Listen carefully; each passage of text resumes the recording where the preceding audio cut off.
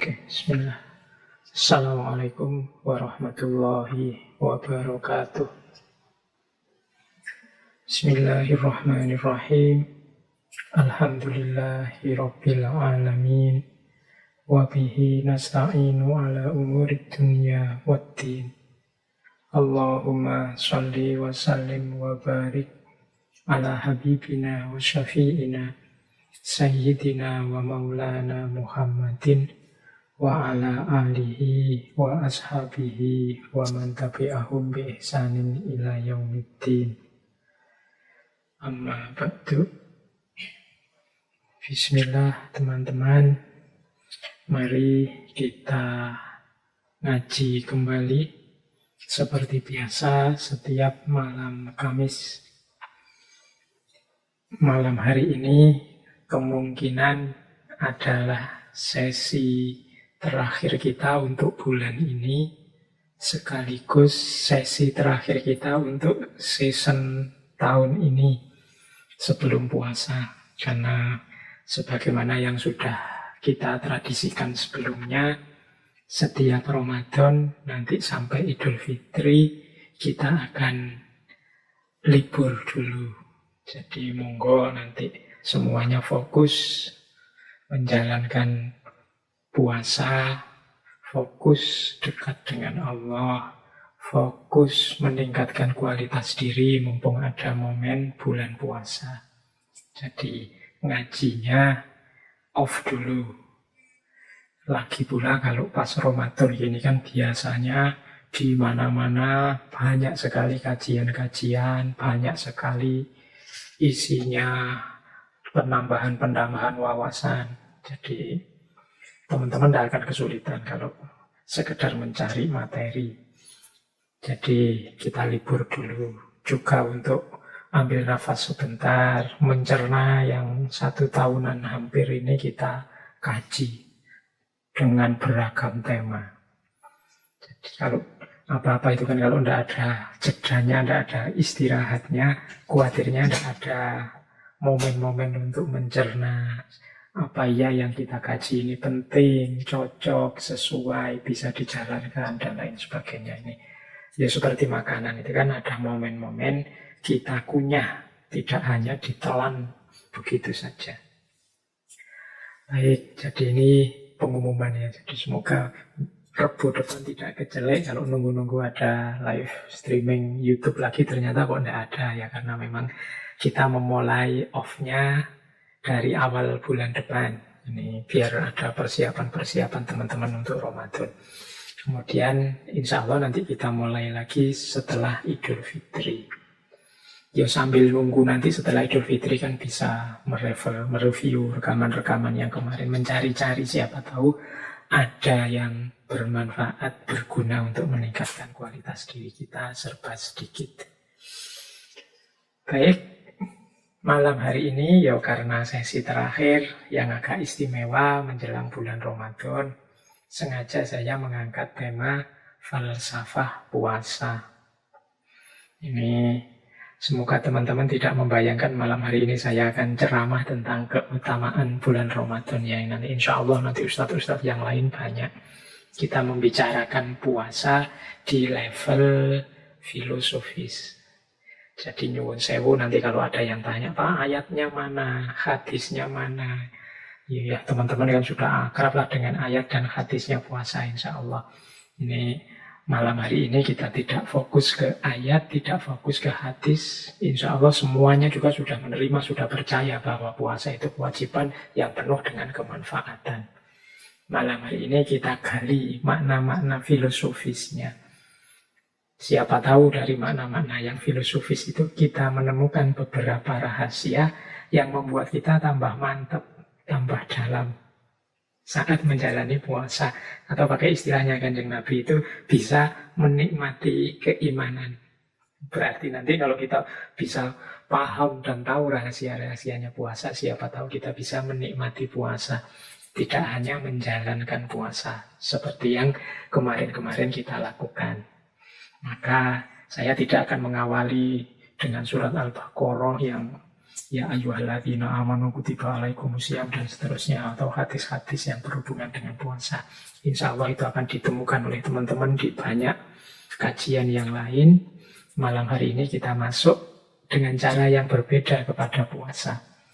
Kalau menggunakan istilahnya Imam Ghazali, tema kita malam hari ini bisa diberi judul Asrorus Siyam. Asror itu level rahasia atau sebut saja level hikmah. Ini kan yang dicari oleh teman-teman para filosof juga yang belajar filsafat. Berpikir sampai level hikmah. Kalau bisa dipetakan, ini kebetulan saya bawa petanya. Cara kita menjalani agama itu kan diawali dari iman atau percaya dulu. Setelah percaya, terus kita belajar bagaimana sih cara beriman yang baik. Cara menyembah Allah, menomorsatukan Allah, patuh pada perintahnya, apa saja perintahnya, menjauhi larangannya, apa saja larangannya. Nah, ini level selanjutnya dari iman, yaitu level pemahaman. Jadi setelah percaya, kemudian dipahami, selanjutnya adalah level Islam dan ihsan. Level Islam dan ihsan ini ya level menjalani. Standar minimalnya Islam, kalau ditambah macam-macam yang sunnah-sunnah, yang utama-utama, nanti bisa sampai pada makom ihsan. Jadi dipercaya, kemudian dipahami caranya, isinya, kemudian dijalankan. Nah, masih ada satu level lagi, ya ini levelnya tidak wajib. Orang tidak tahu juga tidak apa-apa, tapi kalau tahu bisa semakin dalam, semakin mantap dalam beragama. Yaitu level asror atau level makna. Asror itu dari kata-kata sir yang artinya rahasia. Inilah yang nanti disebut hikmah. Atau kadang juga kita menyebutnya dengan istilah falsafah. Makanya teman-teman yang belajar hukum Islam itu pasti kenal istilah falsafah tasyrik atau hikmatut tasyrik. Ini menyelami hukum syariat sampai level asror, sampai level makna-makna. Tidak sekedar diimani, dipercaya, dijalankan, tapi juga diungkap rahasia-rahasianya.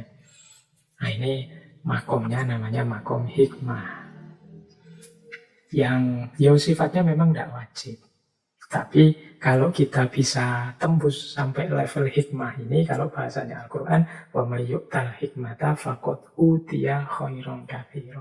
Barang siapa yang oleh Allah dianugerahi dengan hikmah, maka dia seperti diberi kebaikan yang banyak sekali. Nah, ini latihan pelan-pelan. Malam hari ini kita belajar puasa di level asror ini, di level hikmah. Ini seperti Imam Ghazali itu di awal kitab Ihya itu kan, bab-bab awal, rubuk-rubuk awal itu kan beliau membahas yang berhubungan dengan peribadatan diawali dengan kata-kata asror. Asrorut toharoh, asrorus sholah, asrorus siyam, asrorus zakah. Ini maksudnya membahas tentang bersuci, tentang puasa, tentang zakat di level asror, di level hikmah, yang tidak sekedar menceritakan syarat rukunnya apa biar sah, tapi juga makna dan rahasia-rahasia di baliknya apa. Nah, malam hari ini kita mencoba seperti itu ya, meskipun semampu kita, sekuasa kita, paling tidak semoga setelah ini kita tambah mantap bahwa ternyata puasa itu luar biasa. Untuk kepentingan diri kita dunia akhirat, untuk kepentingan masyarakat, bahkan untuk kepentingan zaman kita yang hari ini mungkin ada banyak keprihatinan-keprihatinan. Baik, ini malah melantur ke sana-sana ya. Kita mulai saja pembahasan kita tentang falsafah puasa. Kita kejar hikmah dan asrornya puasa. Semoga nanti kita tambah mantap. Puasa ini kan salah satu ibadah yang oleh Al-Quran terang-terangan disebut dijalankan oleh semua umat-umat terdahulu. Jadi kalau teman-teman membaca lebih detail sejarahnya para nabi, itu hampir di setiap sejarahnya nabi ada kisah aktivitas atau amalan yang jenisnya puasa ini. Misalnya, kalau teman-teman membaca riwayat-riwayat atau buku-buku yang membahas ini, misalnya ada yang bilang bahwa Nabi Adam itu dulu puasa misalnya setiap hari Jumat. Ada juga riwayat Nabi Adam itu puasa tanggal 10 Muharram karena hari itu beliau bertemu dengan Ibu Hawa di bumi. Ada juga yang bilang Nabi Adam itu puasa 40 hari 40 malam setiap tahun dan lain sebagainya. Nabi Nuh itu puasa selama beliau di atas perahu. Dan nanti setelah turun dari perahu ada riwayat juga beliau puasa 3 hari setiap bulannya. Nabi siapa lagi? Nabi Yakub. Nabi Yakub ini ayahnya Nabi Yusuf. Beliau sering puasa untuk keselamatan putra-putranya. Putranya sendiri Nabi Yusuf itu juga puasa sejak dalam sumur. Puasa saat di penjara. Bahkan ada riwayat beliau ini puasa juga saat menjadi Menteri Perekonomian Mesir saat itu. Ada kalimat yang populer dari beliau, mengapa kok beliau masih puasa meskipun sudah jadi menteri? Jawabannya Nabi Yusuf, karena aku khawatir kalau aku kenyang, nanti aku lupa dengan kelaparannya, kondisi perutnya fakir miskin. Beliau ini kan menteri urusan ekonomi yang ngurusi kesejahteraannya rakyat. Maka beliau puasa biar beliau tidak lupa bahwa seperti ini loh rasanya lapar itu. Sehingga beliau semangat untuk membantu kaum fakir miskin, apalagi posisi beliau ini menteri perekonomian. Ada lagi misalnya Nabi Yunus. Nabi Yunus ini beliau puasa saat ditelan oleh ikan hiu selama beberapa hari. Nabi Ayub puasa saat beliau menjalani ujian sakit. Nabi Musa ini menurut riwayat sebelum menerima wahyu ke Bukit Sinai, beliau ini puasa 40 hari, 40 malam. Nabi Dawud, kalau ini teman-teman kenal kan namanya puasa Dawud. 1 hari puasa, 1 hari berbuka. Dan mungkin banyak kisah-kisah para nabi, kisah-kisah umat terdahulu yang berpuasa. Dulu kita pernah juga membahas ini ketika saya membedah pandangannya Imam Ghazali tentang puasa. Mungkin bisa dicari rekaman sesi rahasia puasa Asrorus Saum yang menurut Imam Ghazali. Saya lupa berapa tahun yang lalu kita membahas itu. Nah, malam hari ini kita ambil tema-tema yang sedikit berbeda tentang puasa. Semoga setidaknya nambah wawasan kita. Mengapa kita harus puasa? Apa pentingnya puasa? Oke, bismillah. Kita mulai kajian kita. Yang pertama, kita kenali dulu bagaimana kita menjalani puasa ini, atau apa yang terjadi saat kita menjalani puasa. Jadi puasa itu ketika kita menjalaninya itu setidaknya terjadi 4 hal. Jadi ketika kita menjalankan puasa itu kita sedang menegakkan 4 hal secara sekaligus. Ini kalau pakai bahasa lain ya bisa kita sebut inilah nilai-nilainya puasa. Yang pertama apa? Kita sedang menegakkan nilai-nilai normativitas. Normatif itu ya nilai yang jadi norma, aturan, kewajiban.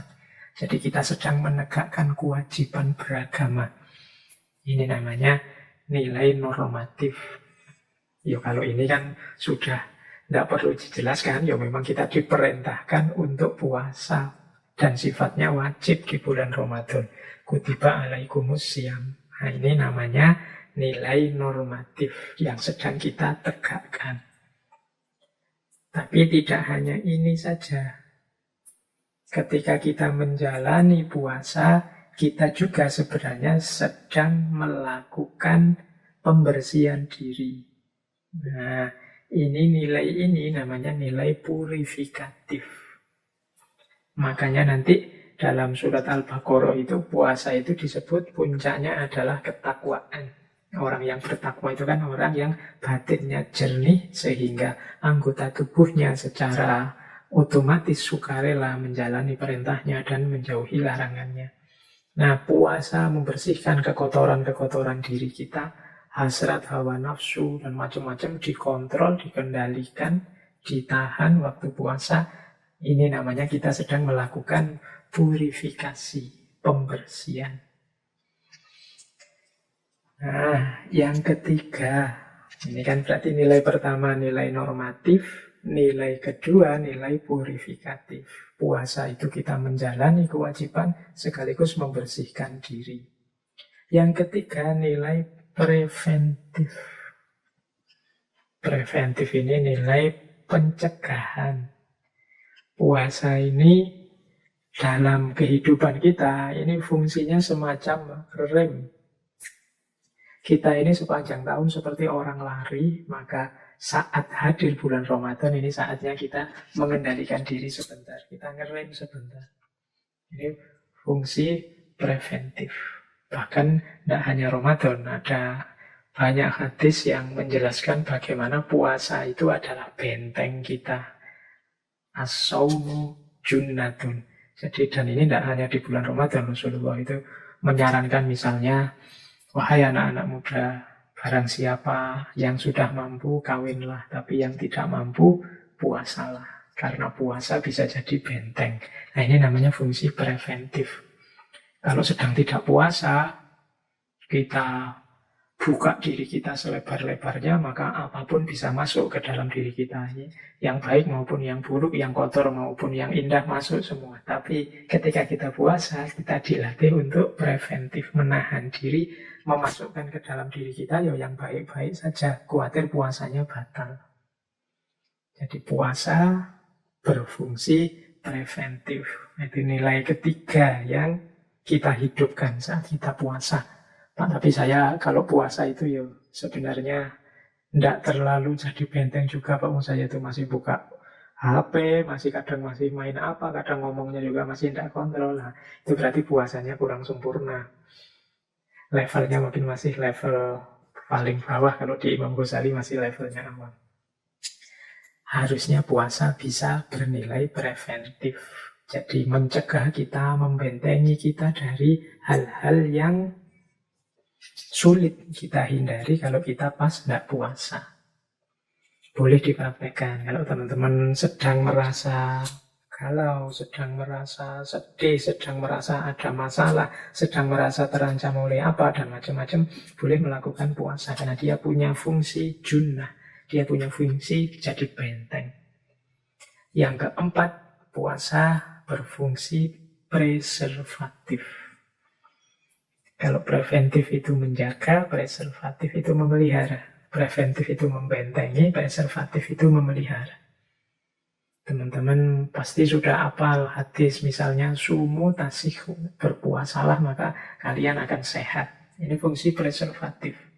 Tadi saya bilang puasa ini semacam rem, paling tidak rem yang mengendalikan agar tubuh fisik kita ini tidak terlalu capek, tidak terlalu lelah bekerja terus-menerus dari pagi sampai malam. Ada istirahatnya, ini lebih menyehatkan, nanti ada fungsi-fungsi puasa selanjutnya. Tapi yang jelas puasa juga berfungsi preservatif, memelihara kita biar sehat, jasmani, rohani, mental, spiritual.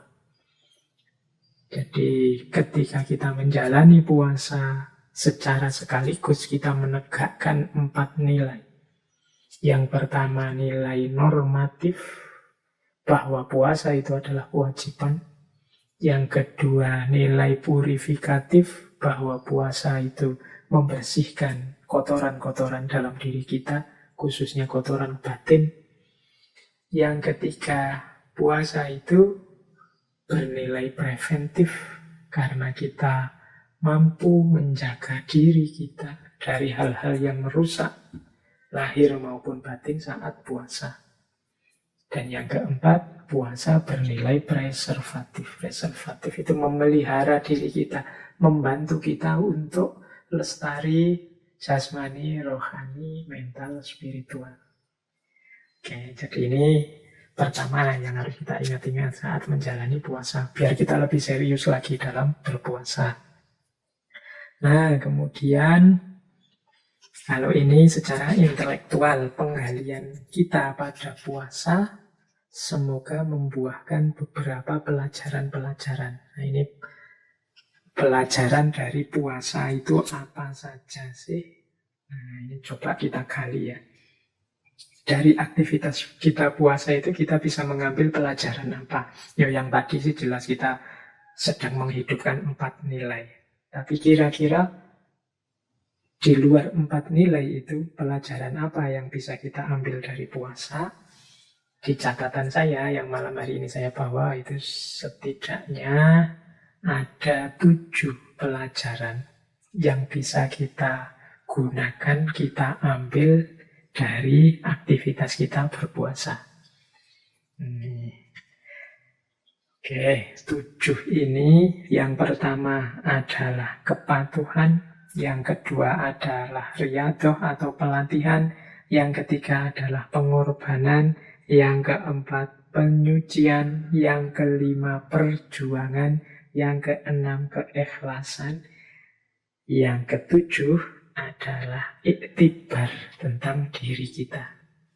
Nah ini yuk kita perhatikan pelan-pelan. Siapa tahu bisa jadi bahan kultum kita Ramadan besok ya. Oke, baik. Kita mulai pelajaran dari puasa. Yang pertama adalah pelajaran tentang kepatuhan.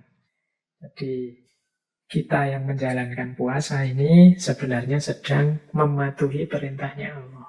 Jadi pelajaran pertama itu ya pelajaran tentang mode hidup kita di dunia sebagai seorang hamba yang harus patuh pada apapun perintah Allah. Jadi kita dengan menjalankan puasa bisa belajar seperti ini loh yang harusnya saya lakukan kalau Allah memerintahkan sesuatu. Jadi pelajaran tentang kepatuhan terhadap perintahnya. Pelajaran yang kedua adalah pelajaran tentang riyadhah, pelatihan. Ya memang puasa ini manfaatnya banyak, cuma kan kita jalankan hanya 1 bulan. Lah 11 bulan yang lain bagaimana? Ya harusnya 11 bulan yang lain itu mengikuti tertib hidup kita yang terkendali di bulan puasa. Nah, dari sini berarti puasa itu ternyata juga bernilai pelatihan, bernilai riyadhah, latihan. Saat puasa kita menahan diri agar tidak boros dalam makan, agar tidak melakukan hal-hal maksiat yang dilarang, dan lain sebagainya. Ini saat bulan Ramadan. Nah, kalau di luar Ramadan, ya kalau bisa kita jalankan seperti saat kita puasa. Jadi menjaga jasmani, menjaga rohani, mengendalikan badan, mengendalikan batin. Sudah dimulai saat puasa, di luar puasa tinggal dilanjutkan saja. Berarti pelatihannya sukses kalau bisa begitu. Kalau tidak, ya berarti Ramadan kita gagal nilai pelatihannya. Yang ketiga, selain kepatuhan, pelatihan, puasa juga mengajarkan kita berkorban. Puasa itu sebentuk pengorbanan. Kita itu punya uang. Kalau makan sehari 3 kali aja, bahkan 4-5 kali mampu. Tapi kita mengorbankan keinginan kita demi keinginannya Allah. Maka kita tidak makan. Kita mengorbankan waktu kita demi menjalani puasa kepada Allah. Itu juga sejenis pengorbanan. Kita mengorbankan daya, upaya, tenaga kita di bulan Ramadan ini untuk Allah. Itu juga sejenis pengorbanan. Jadi pelajaran keempat, puasa mengajari kita untuk pelajaran ketiga mengajari kita untuk berkorban. Yang keempat, puasa mengajarkan kita untuk mensucikan diri. Jadi puasa ini kan semacam bersih-bersih segala kotoran lahir maupun batin. Kita tidak menjejali diri kita dengan nafsu lahiriah maupun nafsu batiniah. 1 bulan saja diri kita terjaga, tidak kemasukan hal-hal yang kotor dan jelek, apalagi lahiriah kita puasa, insya Allah keluar dari bulan Ramadan, kita benar-benar ada di makom fitri, tersucikan. Jadi puasa bisa juga dimaknai sebagai aktivitas bersih-bersih, penyucian diri. Yang kelima, puasa juga pelajaran bagi kita untuk berjuang, berjihad. Bahkan jihad yang paling berat, yaitu jihadun nafas, mengalahkan diri kita sendiri. Ini pelajaran yang kelima. Kalau ini ya teman-teman ngerti ya betapa puasa itu berat. Ingin makan tidak boleh, ingin ini tidak boleh, ingin itu tidak boleh. Mau buka-buka HP, khawatir nanti melihat yang begitu-begitu, akhirnya dikurangi dan lain sebagainya. Itu kan perjuangan namanya. Yang keenam, puasa memberi kita pelajaran tentang ikhlas. Jadi ada pelajaran ikhlas dari puasa. Karena puasa ini kan bukan ibadah yang kelihatan orang. Kita puasa atau tidak puasa, nomor 1 yang ngerti hanya diri kita sendiri. Kalau kita tidak puasa kemudian keluar ngaku puasa pun orang luar juga tidak ngerti. Jadi puasa itu mengajari kita ikhlas. Benar-benar semuanya untuk Allah saja. Tidak untuk manusia. Ini pelajaran untuk ikhlas. Untuk tidak pura-pura. Memang puasa ini tidak kelihatan, tapi aku persembahkan kepada Allah saja. Mungkin orang menganggap aku tidak puasa, mereka tidak tahu. Yang tahu hanya aku. Ini pelajaran keikhlasan. Yang terakhir, puasa itu dibaliknya terkandung pelajaran iktibar tentang kelemahan diri. Jadi puasa itu mau tidak mau dia mengajarkan pada kita betapa lemahnya diri ini, betapa terbatasnya diri ini. Tidak diisi makanan pagi sampai maghrib saja, itu rasanya sudah lemes, tidak kuat ngapa-ngapain. Nah, ini iktibar tentang kelemahan diri. Manusia ini kan penting untuk menyadari kelemahan dirinya, keterbatasan dirinya. Nah, puasa tidak memberi ceramah tentang seperti apa kelemahan diri dan keterbatasan diri kita. Puasa langsung saja menyuruh kita tidak makan dari subuh sampai maghrib, dan di situ tiba-tiba kita sadar, oh ternyata aku ini lemah, aku ini terbatas. Sebanyak apapun harta, sepinter apapun aku, begitu puasa, ya pas menjelang buka juga lemes. Ternyata aku ini lemah. Nah, jadi dari puasa kita bisa beriktibar tentang kelemahan diri kita. Oke, berarti ada berapa tadi? 1, 2, 3, 4, 5, 6, 7. Puasa memberi kita pelajaran tentang kepatuhan, pelajaran tentang riyadhah, melatih diri, pelajaran tentang pengorbanan, pelajaran tentang penyucian, pelajaran tentang perjuangan, pelajaran tentang keikhlasan, dan pelajaran tentang kelemahan diri. Oke, ini boleh dicatat sama teman-teman. Nanti saat menjalani puasa boleh dicentangi 7 ini. Apakah sudah sepenuhnya aku patuh? Apakah sukses pelatihanku di bulan Ramadan ini? Sudahkah aku siap berkorban dalam menjalani puasa? Siap berkorban itu ya seperti tadi, tidak hanya berkorban fisik menahan lapar, tapi mungkin berkorban daya, upaya, usaha, energi untuk tidak melakukan yang tidak disukai oleh Allah. Kemudian apakah puasa juga punya daya pembersihan terhadap diriku? Sudahkah aku serius berjuang sebagaimana saat puasa? Menaklukkan diri sendiri, menaklukkan hawa nafsu, ambisi, hasad.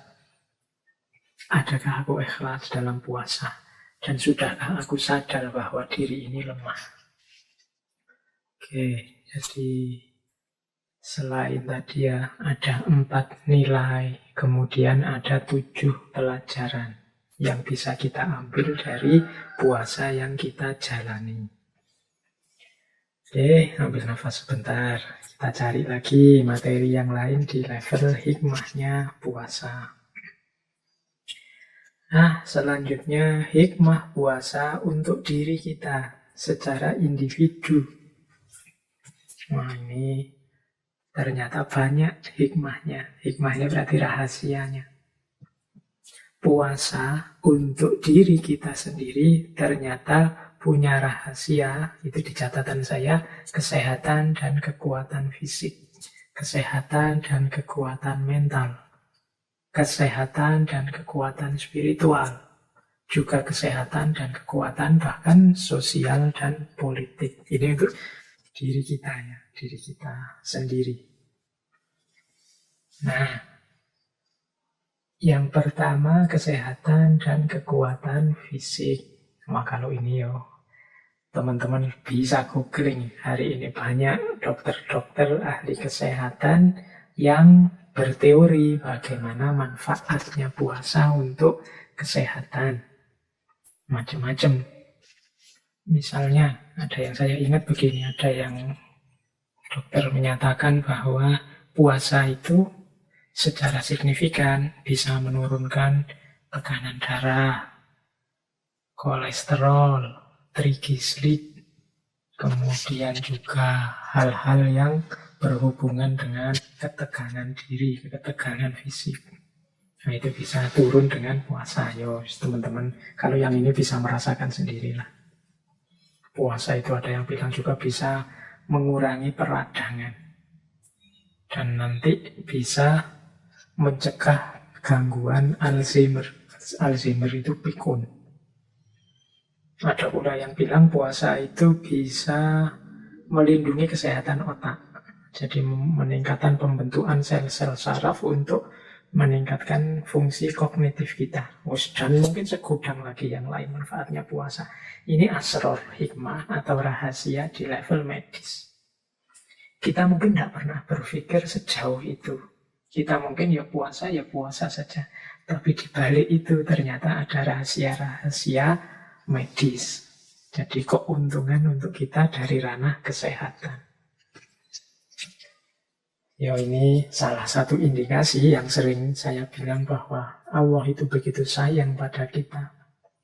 Kalau memerintahkan sesuatu, selalu saja orientasinya bukan keinginannya Allah saja, tapi kepentingannya manusia. Apapun yang diperintahkan oleh Allah selalu punya rahasia. Di balik itu ada nilai penting, bahkan mungkin sangat penting untuk manusia.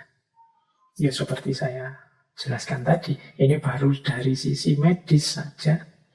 Bagaimana puasa itu ternyata menjadi sumber kesehatan, banyak membantu kita untuk memperoleh kesehatan.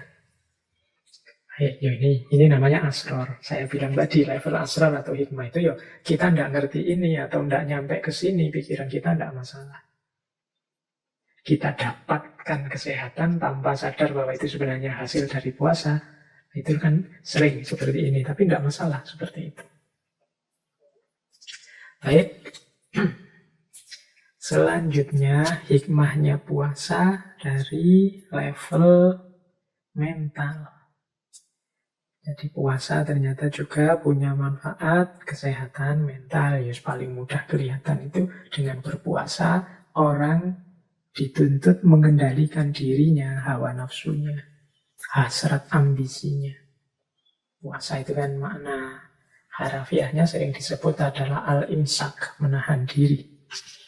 Nah, menahan diri dari hal-hal yang dilarang oleh agama secara mental, seperti melampiaskan hawa nafsu tanpa batas, ambisi yang tak terkendali, iri, dengki, dan lain sebagainya. Ini kan kalau puasa harus kita kendalikan. Efeknya secara mental juga positif. Jadi dengan itu akhirnya kita bisa mengendalikan diri. Kalau bahasa saya sering itu kita akhirnya jadi punya rem. Nah, Itu manfaat mentalnya. Yo, banyak sebenarnya. Kalau ini dijelaskan nanti bisa masuk ke ranah akhlak, ke ranah pengendalian diri dan pembersihan diri. Yang ini sangat bermanfaat untuk kesehatan mental kita. Apalagi hari ini zaman yang seperti di sesi teknologi kemarin itu kita yang serba terburu-buru, serba ingin segera sukses, serba dipepet kiri kanan, harus segera lulus, harus segera kawin, harus segera kaya, harus segera dapat pekerjaan, harus segera, semuanya harus segera. Nah, goncanglah mental kita. Nah, dengan puasa kita bisa mengendapkan semua itu agar tidak meruntuhkan hidup kita. Pelan-pelan kita tenangkan diri, kita stabilkan mental. Puasa menyediakan momen untuk itu. Itu yang kedua. Yang ketiga juga ternyata puasa punya hikmah spiritualnya. Ya kalau ini tidak perlu saya jelaskan ya, puasa itu pastinya ibadah yang disukai Allah. Satu-satunya ibadah yang kata Allah ini untukku dan aku akan membalasnya sendiri secara khusus. Puasa adalah jalan yang ringkas untuk kita bisa dekat, sedekat mungkin dengan Allah. Ini berarti sisi spiritualitasnya puasa. Meskipun kadang-kadang kita jarang memanfaatkan ini. Kita itu oleh Allah diberi banyak sekali momen yang kita bisa dekat, menyapa, berhubungan dengan Allah. Tapi tidak kita manfaatkan momen-momen itu sehingga berlalu begitu saja. Kita punya sholat, kita punya doa, kita punya puasa. Tapi sejauh mana momen-momen Allah memanggil kita, ingin dekat dengan kita, itu benar-benar kita manfaatkan untuk semakin dekat dengan Allah. Banyak kita yang hanya menjalankannya formalitas dan rutinitas saja. Ya termasuk puasa ini. Maka penting mari kita gali hikmah spiritualnya puasa. Semoga puasa kita semakin membuat kita tambah dekat kepada Allah. Kemudian kalau itu hikmah yang ketiga, yang keempat, hikmah kesehatan dan kekuatan sosial serta politik. Ini isinya hikmah sosial politik ini yang berhubungan dengan puasa. Itu di situ saya tulis setidaknya ada di 4 variabel. Yang pertama apa? Puasa membuat kita sadar terhadap kelemahan kita. Kemudian yang kedua, membuat kita sadar bahwa kita ini dengan semua makhluk Allah yang lain ternyata setara, khususnya dengan manusia yang lain, kita juga setara, tidak ada yang lebih tinggi, tidak ada yang lebih rendah. Kemudian juga kita sadar bahwa kita ini tidak bisa hidup sendiri. Kita ini saling membutuhkan dengan yang lain. Dan dari situ nanti muncul hikmah bahwa berarti harusnya kita bersama yang lain itu menghidupkan kasih sayang, saling mendukung, saling membantu. Ini menurut saya di antara hikmah sosialnya puasa itu. Dengan kita sadar bahwa kita ini lemah, ternyata saya itu tidak kuat. Misalnya puasa itu ditambah 2 jam saja bisa tambah puyeng, aku tambah teler. Kesadaran tentang betapa lemahnya diri. Kesadaran tentang kelemahan kita itu nantinya akan membuahkan kesadaran lanjutan bahwa yang lain kemungkinan juga begitu. Berarti orang-orang fakir miskin itu selama ini yang dirasakan. Ternyata aku tidak lebih hebat dibandingkan mereka. Aku yang selama ini merasa lebih tinggi, lebih jago dari mereka, ternyata tidak. Bahkan mungkin mereka lebih hebat. Betapa kuatnya mereka yang setiap hari menahan lapar, bahkan bisa berhari-hari. Kalau saya dan teman-teman ini kan puasa, masih ada harapan nanti buka puasa. Kalau mereka tidak ada jaminan, ada makanan untuk buka puasa. Nah, dari sini kemudian muncul kesetaraan. Jadi wawasan tentang aku dan manusia yang lain ini ternyata ya sama saja. pandangan kesetaraan, kemudian memunculkan wawasan bahwa aku tidak bisa hidup sendiri. Jadi ternyata aku ini ya makhluknya Allah yang lemah. Karena aku lemah, aku butuh yang lain. Manusia dan manusia yang lain harus saling mendukung, saling bekerja sama. Aku mungkin harus membantu yang miskin karena kekayaanku, yang miskin mungkin juga kubutuhkan bantuannya, mungkin tenaganya, mungkin waktunya, dan lain-lain. Jadi ini kesadaran lanjutannya. Pada akhirnya, puncaknya kesadaran sosial itu adalah kasih sayang. Rasa saling membutuhkan itu kan nanti pada akhirnya akan tumbuh jadi sayang dan cinta. Nah, ini rentetan logisnya bagaimana rahasia puasa itu sebagai perekat sosial. Nah, kalau yang politik bagaimana, Pak? Ini puasa juga, kalau teman-teman jeli melihat sejarah, ternyata punya kekuatan sosial dan kekuatan politik yang luar biasa. Contohnya politik misalnya, teman-teman mungkin masih ingat ya tokoh kita minggu lalu, Mahatma Gandhi. Malam hari ini mungkin sebentar kita bahas juga tentang beliau. Beliau juga punya pandangan khusus tentang puasa. Mahatma Gandhi ini yang dikenal dengan politik anti kekerasannya. Beliau ini ketika berjuang melawan penjajahan penindasannya Inggris, strategi yang dilakukan itu puasa.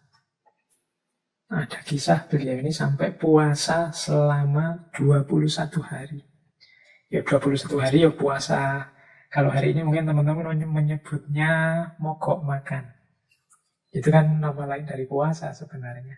Itu kan menunjukkan bahwa ternyata puasa itu juga punya daya tekan politik. Dia punya power untuk mempressure yang lain. Yang senjata ini digunakan karena mengasumsikan mereka yang sedang zalim, yang sedang menindas itu juga manusia. Diharapkan dia tersentuh hatinya melihat kita yang unjuk rasa dengan puasa dan mogok makan. Ini dilakukan zaman itu oleh Gandhi karena beliau tidak mau melawan dengan kekerasan.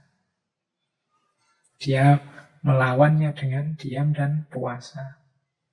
Ini perlu juga kita ambil pelajarannya. Ternyata puasa juga bisa seperti itu. Atau teman-teman mungkin masih ingat Sumpah Palapanya Gajah Mada. Isinya sumpah itu kan sebenarnya Gajah Mada akan puasa. Ada yang bilang puasa tidak makan kelapa, ada yang bilang puasa mutih. Karena puasa mutih itu nama lain dari ngalopo. Sumpahnya nanti dianggap sumpah, disebut sumpah palapa. Tapi intinya Gajah Mada tidak akan makan enak atau makan kelapa atau puasa mutih. Berarti puasa hanya makan putihan saja. Terus menerus sampai Nusantara bersatu di bawah Majapahit. Jadi sebelum menyatukan kerajaan-kerajaan di seputar Nusantara, beliau tidak akan makan. Dorongan ini kan luar biasa, berarti dengan dorongan puasa ini Gajah Mada jadi sangat serius. Gajah Mada jadi sangat mengerahkan segala daya upayanya untuk sukses di ranah politik. Jadi sumpah palapa yang kita kenal itu tidak akan makan sampai Nusantara bersatu. Ternyata puasa juga punya power, punya kekuatan politik. Nah, ini menurut saya menarik. Bahwa ritual agama yang diwajibkan oleh Allah, ibadah yang ditekankan oleh Allah, itu ternyata tidak hanya sekedar membutuhkan kesungguhan kita menjalani sebagai manifestasi kepatuhan, tapi ternyata di balik itu ada rahasia-rahasia, ada hikmah-hikmah. Ini saya menyampaikan yang terjangkau, yang banyak disampaikan di kiri kanan kita selama ini. Dari sisi medis, dari sisi mental, dari sisi spiritual, dari sisi sosial, bahkan juga dari sisi politik. Oke, yang tadi saya bilang di depan, memahami asror, memahami hikmah akan membuat ibadah kita semakin dalam, semakin mantap. Semakin bisa merasakan nikmatnya iman. Semoga dengan ngerti serba sedikit ini tadi, besok kalau kita puasa tambah mantap, tambah serius. karena ternyata hikmahnya besar. Baik, kita lanjutkan untuk membongkar hikmah-hikmah di balik puasa. Selanjutnya, mari kita tengok sebentar hakikat dari tindakan kita berpuasa. Kalau saya memutuskan untuk puasa, itu berarti apa sih? Nah, ini kita sedikit bermain logika. Jadi kalau kita memutuskan untuk puasa, itu sebenarnya ada beberapa maknanya. Yang pertama apa? Begitu kita memutuskan untuk puasa, berarti kita sedang memilih kehendaknya Tuhan dan bukan ego kita sendiri. Puasa ini kan perintahnya Tuhan, amanat dari Tuhan yang harus kita jalankan. Allah menginginkan kita puasa. Sementara kita sendiri kalau mau jujur kan inginnya tidak dihalang-halangi, tidak dibatas-batasi. Kalau menginginkan makan, menginginkan minum, menginginkan hubungan seks dengan siapa saja, dan lain sebagainya. Begitu kita lebih milih puasa, itu kan artinya berarti kita lebih memilih kehendak Tuhan dibandingkan ego keinginan kita sendiri. Jadi ini keutamaannya yang pertama. Jadi dibalik keputusan kita berpuasa. Ini keputusan yang sungguh-sungguh ya, bukan puasa hanya karena terpaksa atau hanya karena ikut orang lain atau puasa hanya karena sebagai tindakan yang sudah kadung. Kalau bahasa Jawanya kadung itu, yo sudah terlanjur jadi orang Islam, gimana lagi Pak, harus puasa. Itu kalau seperti ini tidak ada nilainya, keterpaksaan itu kan tidak ada nilainya. Tapi kalau kita dengan sadar memilih puasa, meskipun kita tahu diri kita ini sebenarnya lebih senang kalau tidak puasa, ini berarti menunjukkan bahwa kita lebih memilih kehendaknya Tuhan dibandingkan keinginan egois kita.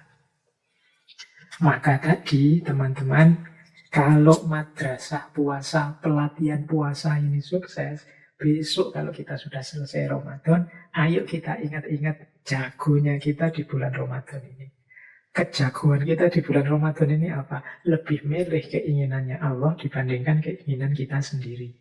Kalau nanti setelah puasa ini kita masih bisa begini, berarti pelajaran kita di bulan puasa sukses.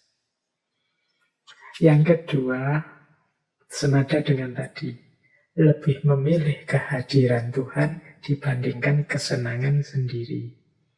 Jadi berpuasa ini kan semacam dimensi spiritual yang menghadirkan Tuhan dalam kehidupan kita. Sementara hadirnya Tuhan itu kan sering dalam tanda petik mengganggu kesenangan kita. Kita ini kan inginnya hidup itu senang-senang, apa saja yang kita inginkan terpenuhi, meskipun kadang yang kita inginkan itu tidak positif.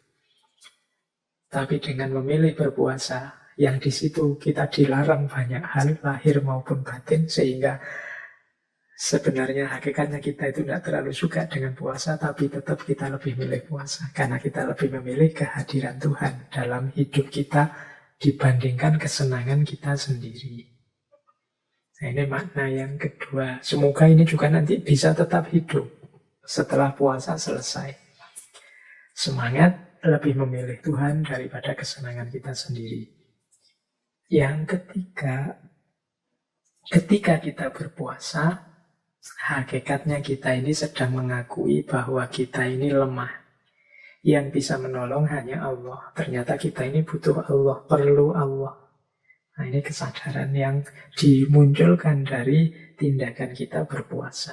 Jadi pengakuan, aku lemah ya Allah, aku ini membutuhkan. Makanya ku jalani puasa, ku tunjukkan betapa aku ini tidak kuat, aku ini lemah. Banyak kekuranganku, hanya Engkau yang bisa membantu. Kemudian yang keempat, hakikat tindakan puasa adalah situasi ketika kita merendahkan diri. Merendahkan diri itu kan menunjukkan betapa kita ini lemah, betapa kita ini rendah.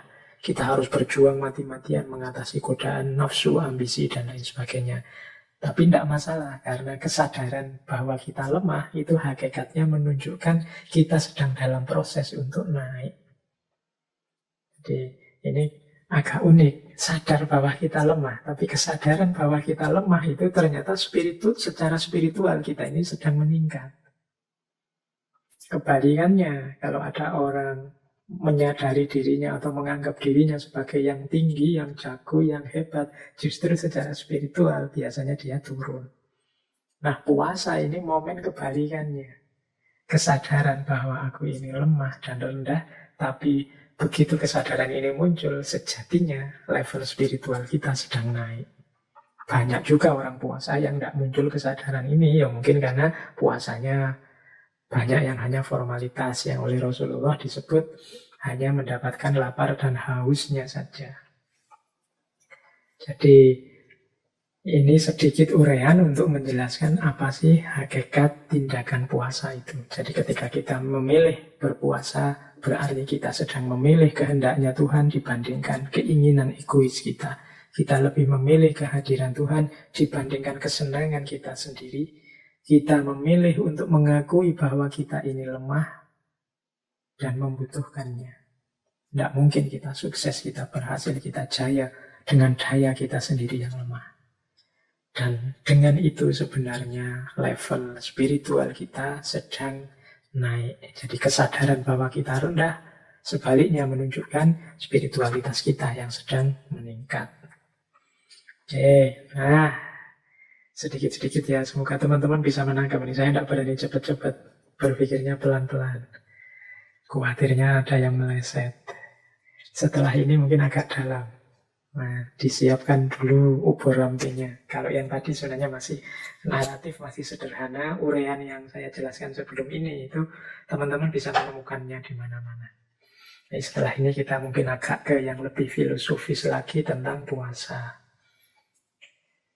Baik, kalau tidak bisa ditangkap, misalnya susah dipahami, ya tidak apa-apa, didengarkan saja. Paling tidak teman-teman sudah dapat pahala dan ridhonya Allah dengan mengaji, dengan memperluas wawasan, mencari ilmu. Insya Allah, kalau memang Allah mengizinkan, ya nanti cahayanya masuk. Kalau tidak, ya kita berdoa semoga Allah ridho dan memberikan cahayanya. Baik teman-teman, sekarang kita mulai ya membahas yang lebih filosofis, lebih dalam tentang puasa. Nah, yang pertama, saya ingin menggalinya dari aspek the law of polarity. Hukum polaritas. Ini salah satu manifestasi hukum polaritas itu kalau teman-teman mungkin masih ingat adalah yin yang.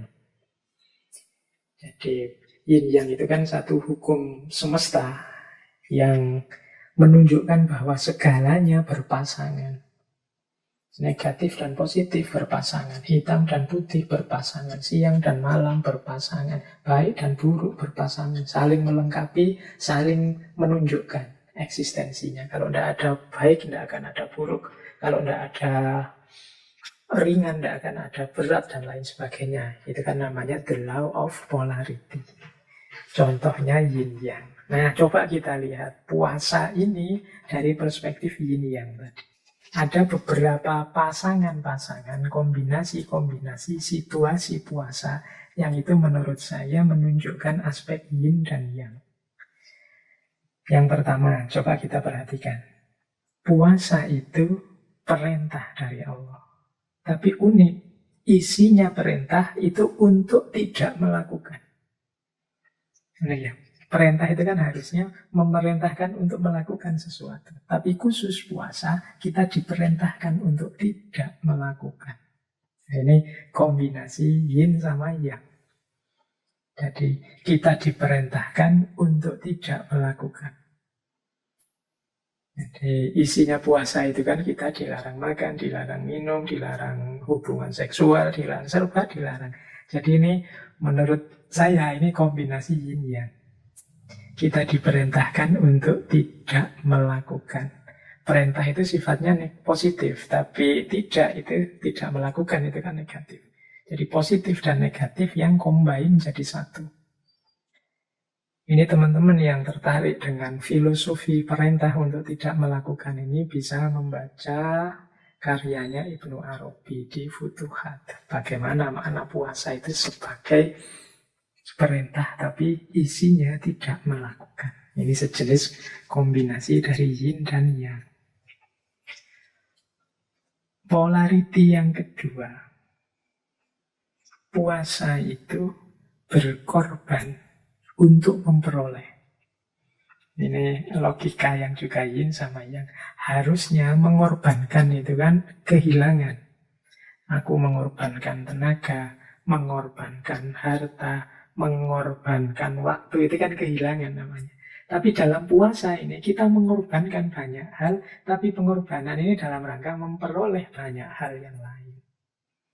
Kita mengorbankan makan, kita mengorbankan minum, kita mengorbankan kebebasan kita untuk ngomong aneh-aneh dan macam-macam, itu kan kita korbankan karena kita tidak mau puasanya batal. Tapi hakikatnya kita dalam rangka memperoleh, bahkan memperoleh yang lebih besar.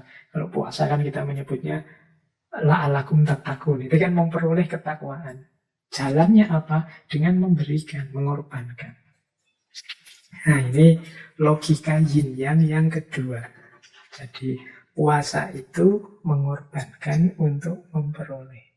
Ini kalau tadi kita bahas bagaimana puasa itu semacam pelatihan riyadhah, semacam sekolahan untuk kelanjutan kita di luar puasa, berarti mari kita pahami rumus-rumus ini. Misalnya rumus mengorbankan untuk memperoleh ini. Bagi teman-teman yang belajar logikanya orang bersedekah, berbagi dengan sesama, dan lain sebagainya. Itu kan ketika kita berbagi, memberikan ke orang lain, harusnya kita kehilangan banyak hal, tapi seringkali justru kita mendapat lebih banyak dari itu. Nah, ini logika yin yang mengorbankan untuk memperoleh banyak hal. Yang ketiga, ada logika dalam puasa yang jenisnya yin yang juga, yaitu menahan untuk menikmati. Ini unik ya. Ya contoh paling mudah, kita menahan diri tidak makan, tidak minum, ini kan menahan. Ya poso Jawa ini ngempet. Dalam rangka apa? Untuk bisa lebih menikmati. Ilustrasinya sederhana saja, tidak usah rumit-rumit. Yang makan tadi loh, itu kan kita tahan dari pagi, dari subuh sampai maghrib. Rasakan nanti bedanya makan siang dengan makan waktu maghrib buka puasa. Nikmatnya pasti beda. Ini sudah diramalkan oleh Rasulullah kan. Orang puasa itu nikmatnya dua. Satu nikmat buka puasa, yang satu nikmat waktu bertemu Allah. Nah, kita tahan makan itu ternyata pada akhirnya justru kita menemukan nikmatnya makan pada saat buka puasa. Kita bisa merasakan senikmat itu rasanya makanan saat buka karena sebelumnya sudah kita awali dengan puasa. Kalau tidak ada puasanya, kemungkinan besar nikmatnya makanan yang sama tidak akan sedalam itu. Jadi menahan untuk menikmati, itu dahsyatnya luar biasa. Ini rumus ini boleh dipakai di luar puasa nanti atau untuk hal lain di luar hal puasa. Menahan untuk menikmati. Ya teman-teman yang jomblo ini kan ya sedang puasa kan harusnya hari ini. Nabi juga menyarankan banyak-banyak puasa yang belum punya pasangan. Menahan. Nanti jangan khawatir. Panennya ketika kalian menikah. Jadi nikmat yang dirasakan akan luar biasa. Bedakan dengan yang tidak puasa. Dalam tanda petik ini tidak suudzon ya.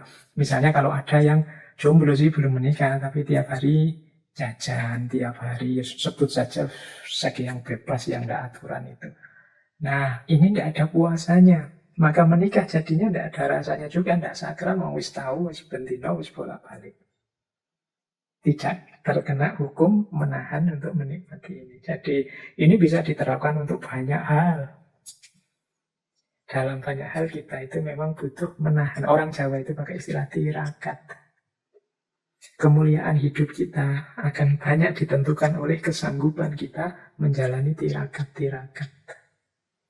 Karena ada hukum menahan untuk menikmati. Betapa indahnya Idul Fitri, setelah 1 bulan kita menahan diri untuk tidak makan minum. Tapi yang tidak puasa sama sekali, rasanya pastinya hambar. Tidak terkena hukum menahan untuk menikmati. Nah, yang keempat, itu juga salah satu ilustrasi bagaimana hukum yin dan yang dalam puasa. Yang keempat, menyakiti. Ini menyakiti dalam tanda petik ya. Tapi tujuannya untuk menguatkan. Jadi kita ini kan dilatih pelan-pelan oleh puasa, agak sakit memang. Tapi pada akhirnya kita ini tangguh, kita kuat. Puasa hari pertama kita mungkin teler, puyeng. Tapi hari kedua sudah tinggal separuh puyengnya. Hari ketiga sudah tidak puyeng lagi. Lama-lama biasa. Semakin tangguh kita kan kuat. Kalau kemarin jam 8 belum sarapan aja rasanya ngelieng. Jam 12 sudah ribut. Ingin mau ke warung mana, mau traktiran di mana. Tapi ketika kita puasa, kita kuat. Kita lebih tangguh. Jadi di balik puasa ada logika. Sakit sedikit tapi dia menguatkan. Jadi menyakiti dalam tanda petik, tapi hasilnya kekuatan. Dalam hidup ini kan juga berlaku hukum ini. Misalnya para olahragawan, itu kan dia harus serius berlatih kalau ingin berprestasi. Semakin dia berlatih, semakin kuat. Berlatih ini kan sakit. Tidak enak, capek, tapi hasilnya kuat. Teman-teman yang nggak seneng olahraga, mungkin olahraga itu kan mungkin ya bikin capek, bikin badan sakit semua, dan lain sebagainya. Tapi jangan lupa, dengan olahraga justru kita jadi lebih tangguh. Jadi meningkatkan kekuatan diri kita. Ini diajarkan dalam puasa. Sedikit sakit, tapi hasilnya kita akan jadi lebih tangguh, lebih kuat. Ini hukum ini penting dalam kehidupan kita nanti, tidak hanya dalam puasa. Menahan untuk menikmati, mengorbankan untuk memperoleh, menyakiti untuk menguatkan. Nah, yang kelima dan keenam, ini menarik. Kemanusiaan untuk kehambaan, tapi juga sebaliknya, kehambaan untuk kemanusiaan. Jadi ini juga semacam yin yang. Jadi puasa ini kan ketetapan Allah dari Allah untuk manusia. Tapi sebenarnya dia tidak bernilai hanya untuk kehambaan. Maksudnya nilainya hanya Allah hanya ingin melihat kita patuh apa tidak, selesai. Tapi di balik puasa ada kemanfaatan besar untuk manusia. Jadi ketika kita puasa, itu adalah bentuk kehambaan kita. Karena kita patuh pada Allah. Tapi jangan lupa, begitu kita puasa, ada sangat banyak manfaat kemanusiaan. Jadi, ya manfaat kemanusiaan tadi saya jelaskan di depan tadi, individual, sosial, bahkan politik. Itu kan manfaat kemanusiaan. Padahal awalnya ya dasarnya kehambaan kita. Itu berarti kehambaan yang sekaligus kemanusiaan. Nah, puasa ini kita jalani ya di level manusia, sebagai manusia, dengan cara-cara yang manusiawi. Meskipun begitu, dia hakikatnya adalah penghambaan kita kepada Allah. Jadi, kemanusiaan untuk kehambaan, kehambaan untuk kemanusiaan. Hal-hal yang baik, yang manusiawi, yang kita jalankan, itu hakikatnya adalah kehambaan kita, kepatuhan kita terhadap perintahnya Allah, termasuk puasa. Inilah kemanusiaan untuk kehambaan. Perintahnya Allah apapun yang kita jalankan, pasti ada hikmah, ada manfaatnya untuk kita sebagai manusia, dalam bentuk apapun. Itulah kehambaan untuk kemanusiaan. Jadi, tidak pernah ada sia-sia atau mubazirnya perintah Allah pada kita itu. Demikian juga, tidak pernah ada sia-sia mubazirnya segala perbuatan baik, perbuatan benar yang kita lakukan. Jadi, dua-duanya dan semuanya bernilai kemanusiaan sekaligus kehambaan. Di dalam rangka kita mengabdi pada Allah, kita akan mendapatkan keuntungan dalam hidup kita menjalani yang kita jalani sebagai manusia. Ketika kita jadi manusia, melakukan tugas sebagai khalifah, melakukan aneka kebaikan, jangan khawatir, itu juga sebenarnya sifatnya ketuhanan. Menunjukkan bakti kita, penghambaan kita kepada Allah. Ini satu paket. Makanya tadi saya sebut ini yin dan yang. Nah, inilah salah satu bentuk pendalaman filosofis kita terhadap puasa. Di baliknya ternyata tersembunyi aneka nilai-nilai, termasuk the law of polarity, yang hari ini kan antara lain kita kenal sebagai hukum yin dan yang. Ada pasangan-pasangan. Ini semoga tetap nanti hidup dalam setelah selesai puasa, tidak hanya saat puasa saja prinsip-prinsip ini. Yaitu misalnya mengorbankan untuk memperoleh, menahan untuk menikmati, menyakiti, tapi pada saatnya untuk menguatkan. Ini dalam banyak konteks kita perlukan cara berpikir seperti ini. Oke, baik. Kita cari cara yang berbeda untuk mendalami puasa kita. Kita coba jelajahi ya gagasan-gagasannya para filosof sepanjang sejarah tentang puasa. Tidak hanya yang muslim. Kita cari aneka filosof siapa saja, pelan-pelan. Kita coba. Pertama, kita temui mbahnya para filosof yang kita kenal, Plato.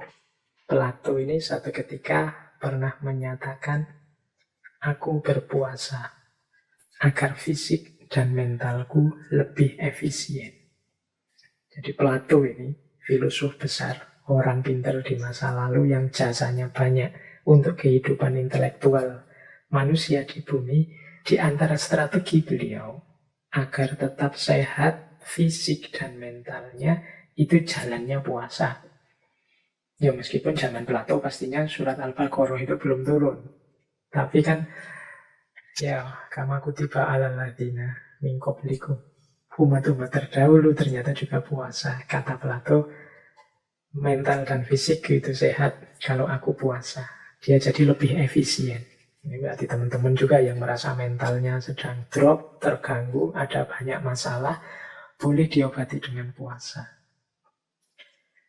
Ada lagi kalimat agak panjang nih dari filosof abad tengah, dari tradisi skolastik, Santo Agustinus. Kalau ini ya seperti yang kita jelaskan tadi, ini seperti Imam Ghazali cara beliau menjelaskan puasa. Kata beliau begini, puasa itu membersihkan jiwa, meningkatkan pikiran, menspiritualkan yang fisik, menumbuhkan rasa sesal dan kerendahan hati, menyingkirkan hambatan nafsu, memadamkan api ketamaan, dan menyalakan cahaya sejati kesucian. Wah, ini manfaatnya lengkap ya. Lahir, batin, spiritual. Pikiran jadi jernih, jiwa jadi bersih. Yang fisik jadi spiritual. Mengapa yang fisik jadi spiritual? Ya saat puasa diri kita ini kan kita ajak menspiritual. Kita ajak fokus pada Allah saja. Nah, namanya menspiritual. Mengikuti kehendaknya Allah, menghadirkan Allah dalam diri. Ini namanya menspiritualkan yang fisik. Kemudian menumbuhkan kerendahan hati, menyingkirkan, menyisihkan hawa nafsu, yang kalau di kita kan diilustrasikan dengan setan-setan itu tangannya diborgol. Kenapa? Karena puasa itu membuat hawa nafsu kita tersingkir. Memadamkan api ketamaan, kemudian menyalakan cahaya kesucian dalam diri kita. Ini Agustinus. Ada lagi ini filosof Dante Alighieri. Beliau ini yang nulis novel populer sekali. Ceritanya sangat kontroversial yang judulnya Komedi Ketuhanan, Divina Commedia. Dante ini dalam novel itu ada satu kalimat yang menurut saya menarik. Kata beliau, puasa memiliki kekuatan yang lebih dahsyat dibandingkan kesedihan. Nah, ini bisa diuraikan panjang, ini boleh pakai ilustrasinya Mahatma Gandhi tadi dengan perjuangannya dan lain sebagainya. Jadi puasa itu punya power, tidak sekedar sifatnya pasif, meskipun isinya serba tidak. Tapi puasa lebih dahsyat dibandingkan kesedihan. Orang kalau sedih itu kan kadang-kadang melakukan hal-hal yang mungkin tidak terfikir sebelumnya, tapi puasa punya kekuatan lebih dahsyat dari itu. Paling tidak orang sedih itu kalau kecenderungannya tidak terkontrol sehingga kadang-kadang melakukan hal yang nanti disesali. Sementara orang puasa itu diawali dari kontrol diri. Sama-sama powerful tapi puasa lebih dahsyat dibandingkan kesedihan. Kemudian ada juga kalimat dari Paracelsus. Paracelsus ini dokter, astrolog, ahli okultisme, ahli kimia, kelahiran Swiss. Ini ya lebih populer ilmu pengobatannya beliau yang luar biasa. Katanya Paracelsus, puasa adalah pengobatan terbaik. Dia adalah fisikian, dokter yang ada dalam diri kita. Jadi ternyata dalam diri kita ada dokternya, apa? Puasa. Itu Paracelsus yang bicara ini. Kalau yang ngomong, kadang-kadang kita itu kan agak genit. Kalau yang ngomong para ulama kita, kadang kita nganggapnya, itu dogmatis, itu tradisional. Ini yang ngomong dokter, ahli astrologi, ahli kimia. Kemudian jangan lupa Benjamin Franklin yang sering disebut sebagai bapak pendirinya Amerika Serikat yang kita kenal sekarang. Katanya Franklin, obat terbaik itu ada dua, yaitu istirahat dan puasa. Ini Benjamin Franklin ya yang bicara. Nah, ya nggak perlu saya jelaskan, teman-teman sudah ngerti mengapa kok istirahat dan puasa itu jadi obat terbaik. Ini lebih menarik. Fyodor Dostoyevsky. Ini filosof eksistensialis sejajar dengan Sartre dan kawan-kawan, asal Rusia. Kapan-kapan kita bahas beliau. Nah, kata beliau menarik. Beliau bilang begini, ketaatan, puasa, dan doa itu sering ditertawakan. Padahal hanya melalui hal tersebut terdapat jalan untuk kebebasan sejati. Aku memotong keinginan tak terkendali dan tidak penting. Aku tundukkan kesombongan dan ketamaanku, dan kuhukum ia dengan kepatuhan. Dan dengan pertolongan Tuhan, aku mencapai kemerdekaan jiwa dan kenikmatan spiritual. Nah, ini Dostoyevsky. Jadi kata beliau, mungkin orang-orang hari ini, orang-orang modern yang baru mengalami renaisan, menertawakan kepatuhan pada agama, menertawakan puasa, menertawakan doa. Padahal menurut Dostoyevsky, ketaatan puasa dan doa itu bisa menjadi jalan bagi kebebasan yang sejati. Kebebasan yang sejati ini kan yang diimpikan oleh para filosof eksistensialis. Katanya Dostoyevsky, untuk menemukan kebebasan sejati itu, aku memotong keinginan tak terkendali dan tidak penting. Jadi justru kebebasan itu akan ketemu tidak dengan mengumbar keinginan, tapi dengan membatasi keinginan. Termasuk membuang keinginan yang tidak penting. Kemudian aku tundukkan kesombongan dan ketamaanku. Jadi mengalahkan sombong dan tamak. Orang yang sombong dan tamak tidak akan menemukan kebebasan sejati. Karena justru dia akan dibelenggu oleh kesombongan dan ketamaannya. Dan kuhukum dia dengan kepatuhan. Jadi untuk menundukkan kesombongan, ketamaan itu jalannya ya patuh, taat. Dan dengan pertolongan Tuhan aku mencapai kemerdekaan jiwa dan kenikmatan spiritual. Nah, ini Fyodor Dostoyevsky. Ada lagi Hermann Hesse. Ini beliau ini penyair, novelis, spiritualis dari Jerman. Beliau mengatakan begini, setiap orang dapat melakukan keajaiban. Setiap orang dapat mencapai tujuannya. Kalau ia mampu berpikir, kalau ia mampu menunggu, dan kalau ia mampu berpuasa. Ini pendapatnya Hermann Hesse. Kalau kita ingin melakukan hal-hal luar biasa, jalannya cuma 3. Bisa berpikir, siap menunggu, dan mau berpuasa. Nah, berpikir berarti ya jangan pasif. Daya gunakan akal budimu. Mau menunggu berarti mau mengikuti prosesnya. Tidak ada keajaiban, kesuksesan, keberhasilan yang instan. Dan mau berpuasa. Berarti siap susah, siap berkorban, siap menghindari ini, tidak melakukan ini, itu, dan lain sebagainya. Nah ini Hermann Hesse. Oh ini para intelektual besar ternyata juga menyarankan puasa. Apalagi tokoh kita minggu lalu, Mahatma Gandhi. Ini saya bawa beberapa quotes dari Mahatma Gandhi yang berhubungan dengan puasa. Misalnya ini, agamaku mengajarkan kepadaku bahwa kapanpun muncul tekanan yang tak dapat disingkirkan sendiri, seseorang harus berpuasa dan berdoa. Jadi ini sarannya Gandhi. Dia bilang agamaku, ya beliau agamanya Hindu. Ternyata memang tradisi puasa itu ada di semua agama dan juga ada di semua umat masa lalu. Katanya Gandhi, agamaku mengajarkan kalau ada tekanan, mungkin teman-teman sedang stres apa, galau apa, punya problem apa yang tidak bisa disingkirkan sendiri. Jalannya apa? Ya berpuasa dan berdoa. Jadi ini kalimat dari Mahatma Gandhi. Masih banyak kalimat-kalimat yang lain dari beliau, tapi kapan-kapan saja kita bahas per tokoh, masing-masing tokoh ini kita bahas panjang lebar bagaimana pandangannya tentang puasa. Baik, kita lanjutkan. Tadi sudah ya para tokoh-tokoh intelektual dari luar Islam. Sekarang coba kita tengok serba sedikit tokoh-tokoh Muslim. Bagaimana pendapat para intelektual kita juga tentang puasa. Saya membawa beberapa tokoh. Nanti kita akhiri dengan dua tokoh idola kita, Jalaluddin Rumi dan Suhrawardi Al-Maktul.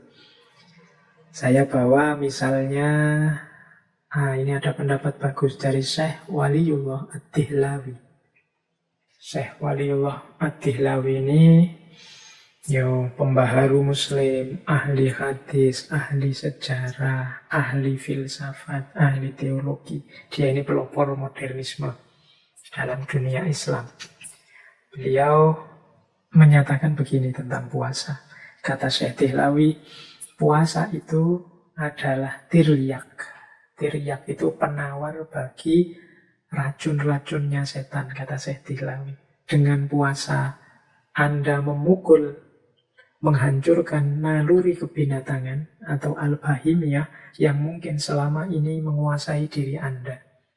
Nah, ini bisa dilihat dalam Hujjatullahil Balighah, karya beliau. Jadi bagi Syekh Dihlawi, puasa itu adalah semacam, kalau bahasa hari ini ya, detoksifikasi spiritual. Dalam diri kita ini kan banyak racun-racunnya yang mengotori batin kita, sehingga spiritualitas kita terhambat. Nah, obatnya dari kekotoran-kekotoran jiwa itu antara lain ya puasa. Dialah yang menjadi tiryak. Tiryak itu penawar dari karat-karat racun-racun kotor-kotor yang ada dalam diri kita. Jadi ketika kita sedang puasa, terjadi detoksifikasi spiritual. Ya tentunya yang puasanya sungguh-sungguh ya, bukan yang puasa hanya formalitas untuk mendapatkan, untuk menahan lapar dan haus saja. Ini Syekh Waliullah Dihlawi. Boleh saya tambahi lagi, misalnya ini ada pendapat dari Syekh Abdul Wahab Asy-Sya'rani. Nah, ini teman-teman pesantren pasti kenal dengan beliau ini. Syekh Abdul Wahab Asy-Sya'rani ini biasanya disebut Imam Sya'rani. Sufi besar, dianggap wali kutub juga pada zamannya. Beliau ini gelarnya Imamul Muhaqqiqin wa Zudwatul Arifin. Beliau ini selain ahli sufi, juga ahli fikih, juga ahli hadis. Beliau menulis 60 lebih kitab. Ya kebanyakan bercorak tasawuf, misalnya Lataiful Minan, Tambihul Muhtarin, dan lain-lain. Teman-teman yang suka kajian tasawuf harusnya kenal tokoh ini. Kisah-kisah tentang karomah beliau juga banyak. Kalau yang muda-muda kan biasanya yang diincer ya cerita-cerita karomahnya ini. Nah, kata Syekh Abdul Wahab Asy'aroni, puasa itu membawa kita kepada woyah an-nuroniyah, woyatun nuroniyah. Jadi tujuan nuroniyah, nur itu cahaya, nuron berarti pencerahan. Jadi membawa kepada pencerahan batin kita, juga peneguhan rohani, dan juga melahirkan berbagai kebajikan saat kita berpuasa. Jadi puasa itu mencerahkan batin kita, memantapkan rohani kita, dia melahirkan banyak sekali kebaikan. Nah, ini Tambihul Muhtari, Syekh Abdul Wahab Asy'aroni. Nah, ini boleh juga kita jadikan referensi. Jadi ternyata pencerahan batin kita, laku kita untuk membuat diri kita bercahaya antara lain bisa melalui jalur puasa. Boleh juga, ini ada quotes yang populer sekali dari tokoh intelektual muslim. Kalau ini modern, Tariq Ramadan. Beliau ini filosof, penulis, akademisi, asalnya dari Swiss, cucu dari Imam Hasan al-Banna, pendiri Ikhwanul Muslimin. Beliau ini profesor di Fakultas Teologi Universitas Oxford. Jadi, ini kalau ini beliau intelektual kontemporer. Beliau punya pandangan begini.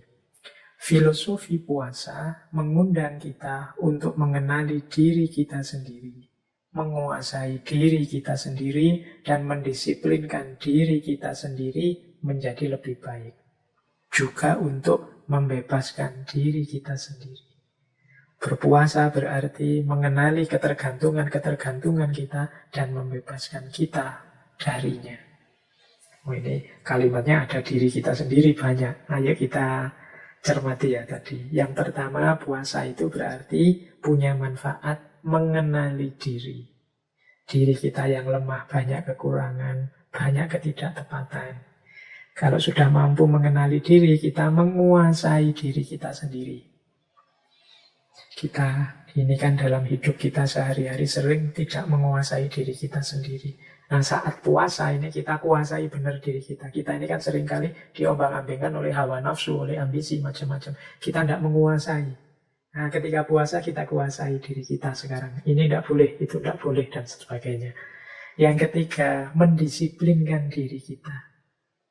Jadi, puasa itu kan paling kelihatan latihan disiplinnya. Kapan boleh makan, kapan tidak boleh makan. Kapan harus sahur, kapan harus buka, kapan waktunya habis, dan lain sebagainya, disiplin. Kemudian juga pembebasan diri. Jadi puasa membuat kita sadar hakikat diri kita, sehingga kita bisa membebaskan diri kita dari ketergantungan-ketergantungan di luar diri kita, dan hanya bergantung pada Allah saja. Nah, ini pandangannya Tariq Ramadan. Puasa membuat kita kenal diri, membuat kita menguasai diri, mendisiplinkan diri, dan membebaskan diri. Baik, saya lanjutkan. Waktunya masih 20 menit ya. Kurang lebih. Kita lihat sekarang pandangan ini tokoh yang sering dan pernah kita bahas, yaitu beliau dari tradisi filsuf muslim iluminatif Suhrawardi al-Maktul, yang terkenal dengan filsafat isyroknya. Dengan quotes-nya yang populer sekali, engkau hanya kaca, bukan cahaya. Nah, manfaat puasa ini menurut Syekh Suhrawardi adalah mempersiapkan jiwa. Membuat diri kita terlepas dari penjara materi. Dan siap untuk mendapatkan cahayanya Allah. Kata Syekh Suhrawardi, puasa itu mempersiapkan diri kita sebelum memperoleh pengetahuan. Makanya Syekh Suhrawardi, ini ada kisah begini, menyarankan orang yang ingin membaca kitab filsafatnya, yang judulnya Hikmatul Isyraq itu, oleh Syekh Suhrawardi disarankan puasa dulu 40 hari. Mengapa harus puasa 40 hari? Katanya Syekh Suhrawardi, kalau tidak puasa, Orang yang membaca kitab itu tidak akan dapat manfaat apa-apa. Paling hanya menemukan kumpulan huruf-huruf mati. Mungkin hanya ngerti maksudnya tapi tidak akan berpengaruh terhadap hidupnya. Jadi puasalah dulu kata Syekh Suraudi 40 hari. Kalau sudah puasa, maka selama 40 hari ini menunjukkan orang ini sudah terbebas dari penjara materi. Kalau dia sudah bebas dari penjara materi, maka jiwanya sudah jernih dan siap untuk memantulkan cahayanya Tuhan atau pengetahuan. Jadi mungkin kemarin ada yang tanya ketika ada quotes, engkau kaca bukan cahaya, dan kemudian bagaimana Pak cara membersihkan batin yang seperti kaca itu? Antara lain kalau tipsnya Syekh Surawardi ya dengan puasa. Puasa akan membuat kita lepas dari penjara materi dan kita masuk kelompok namanya Ikhwanut Tajrid. Nah, ini pandangan dari Imam Surawardi. Berarti ya kesimpulannya puasa itu menjernihkan jiwa, membuat kita lebih mudah menangkap pengetahuan yang merupakan cahayanya Allah. Ini boleh dipakai sebagai tips oleh para mahasiswa, para pelajar yang menanyakan apa manfaatnya puasa. Kemudian kita jelajah lagi. Ini waktunya tambah mepet. Misalnya saya ambil lagi pandangan Syekhul Akbar, Ibnu Arabi. Apa sih puasa itu? Manfaatnya apa? Hakikatnya apa? Menurut Ibnu Arabi, puasa itu yang pertama-tama rahasianya adalah pencegahan dan peninggian. Ini semacam yin yang tadi. Harusnya orang itu kalau dicegah ya tambah tidak bisa berkembang. Tapi kebalikannya dalam puasa, orang yang dicegah tapi dia semakin tinggi. Dicegah fisiknya tapi semakin tinggi level spiritualnya. Jadi menurut Ibnu Arabi, puasa itu pencegahan dan peninggian. Ini yang pertama. Yang kedua, puasa itu rahasianya adalah tiada tindakan, tidak melakukan apa-apa. Ini yang saya jelaskan di depan tadi ya, bahwa uniknya puasa itu dia perintah, tapi perintah untuk tidak melakukan. Biasanya puasa ya, biasanya perintah itu kan perintah untuk melakukan sesuatu, tapi ini unik, perintah untuk tidak melakukan. Jadi rahasia kedua puasa menurut Ibnu Arabi adalah tiada tindakan, tidak melakukan apa-apa. Harusnya di era pandemi seperti sekarang ini, puasa kita bisa lebih berkualitas karena kita tidak banyak disibukkan oleh kegiatan-kegiatan di luar rumah. Bisa meminimalkan tindakan-tindakan yang bisa membatalkan puasa, khususnya secara batin. Karena hakikatnya puasa, kita akan menemukan rahasia puasa dalam tidak melakukan apa-apa. Ya tidak melakukan apa-apa itu maksudnya tidak makan, tidak minum, tidak berhubungan seks beda, dan lain sebagainya. Yang ketiga, puasa adalah penafian keserupaan. Nah ini menarik istilahnya penafian keserupaan. Puasa ini akan menegaskan tauhid kita, akan menegaskan pengagungan kita kepada Allah, semakin menunjukkan inilah bedanya aku manusia yang lemah dengan Allah yang maha kuasa, maha segalanya. Jadi menafikan keserupaan kita yang makhluk dengan Khalik. Jadi ada unsur kesadaran bahwa aku dan Khalik ini ternyata jauh. Khalik itu tidak butuh apa-apa, sementara aku butuh dia. Nah ini hakikat dari puasa yang ketiga, menafikan keserupaan. Yang keempat, puasa adalah manifestasi dari sifat as-somadiyah. Ini dan al-haq sebagai tebusannya. Nah ini agak pelan-pelan menjelaskannya. Jadi teman-teman mungkin masih ingat ya salah satu sifatnya Allah, Allahus Somad. Jadi Allah satu-satunya tempat bergantung. Allah yang tidak tergantung apapun. Allah yang tidak butuh makan, tidak butuh minum, tidak tergantung pada makan, tidak tergantung pada minum. Itu sifat as-somadiyah. Dia tidak tergantung apapun, tapi semua makhluk bergantung padanya. sifat as-somadiyah. Dari aspek puasa, as-somadiyah ini melatih manusia sebagaimana Allah yang tidak tergantung. Jadi di situ ada pelajaran tentang as-somadiyah, ketidaktergantungan. Manusia yang semula tergantung sama sekali dengan makan, latihan untuk tidak tergantung dengan makan. Ini dari sisi fisiknya, nanti dari sisi batinnya juga begitu. Tidak tergantung pada dunia, tidak tergantung pada ambisi, tidak tergantung pada jabatan, tidak tergantung pada target-target yang tidak penting dan lain sebagainya. Jadi ini manifestasi dari sifat Allah as-somadiyah. Maka puasa ini terus unik, khusus, istimewa. Sehingga Allah menyatakan wa ana atsibihi, dan akulah yang akan membalasnya. As-sawmuli wa ana atsubihi. Makanya Allah sebagai tebusannya. Seorang hamba yang bersusah payah untuk melepaskan ketergantungannya, sebagaimana Allah yang tidak tergantung apapun, bahkan dia jadi tempat bergantung. Ini kan perjuangan berat. Padahal sebelumnya sudah ditegaskan bahwa makhluk itu jauh, tidak mungkin setara, tidak mungkin serupa dengan Allah. Tapi orang-orang yang berpuasa ini berjuang mengatasi ketergantungannya dari selain Allah kepada Allah saja. Ini ada takhallaq bi ahlakillah dalam konteks as-somadiyah. Makanya perjuangan ini dibalas langsung oleh Allah, wa ana atsibihi. Makanya al-haq sebagai tebusannya. Nah, ini puasa kalau dalam perspektifnya Ibnu Arabi. Pencegahan dan peninggian, tiadanya tindakan, penafian keserupaan, dan juga manifestasi dari sifat as-somadiyah.